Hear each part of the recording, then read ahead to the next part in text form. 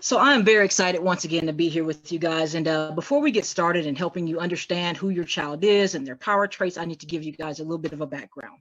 Many years ago, at the age of 22, I was a high school teacher, and I loved that age group because I could talk for real to them. I could reason with them. It was just a beautiful experience. Now, fast forward 10 years, I became a parent and I had these little people that were very active, and I had to be with them day in and day out. I was very much so challenged by this experience. And as you see on the screen, these are my girls, Micah and Kayla. And so many days I was just overwhelmed by their degree of movement, their talkativeness. And my question was, why can't they just be a little bit more like me? Must everything be an adventure? They did not necessarily appreciate my core values of being quiet, of stillness for long periods. And I was frustrated.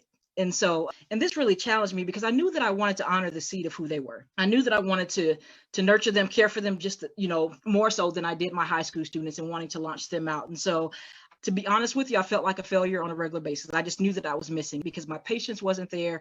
I, once again, didn't understand all of the shenanigery that was going on with them. To know me, you guys, I do make up words. So just follow with me. I promise I'm taking you somewhere.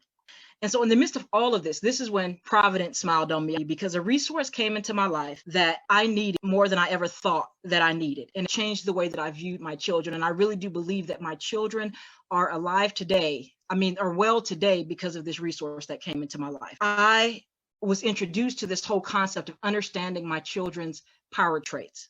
Now, as a former teacher, I wasn't foreign to this whole concept of learning styles and modalities, which we'll be talking about. But what I didn't understand was how all of these pieces needed to work together, to be understood together, come together for me to understand and have a complete picture of who my children were and how I could honor that. So just a little bit of background. I was spared so much unnecessary frustration after I learned this whole concept of power traits. Now, as parents, I don't believe that we will ever be exempt from challenges, but it makes a difference when you can understand at least why you're facing what you're facing and you're understanding the uniqueness of who your child is. So that's what brings me here to you guys tonight. And I hope that I can shed some light on for you so that you also can better understand who your child is and how to honor them and the process of how they're wired. We never look at a seed. We never look at an apple seed and say, why can't you give oranges? You know what I mean? Because that apple seed is going to produce apples. But every time that we look at our children and we expect them to be something that's not a part of their design, we're basically in essence saying,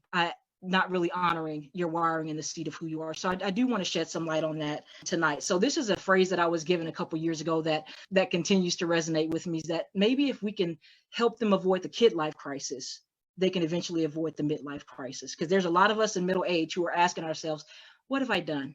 Did I really want to work for the city for 33 years?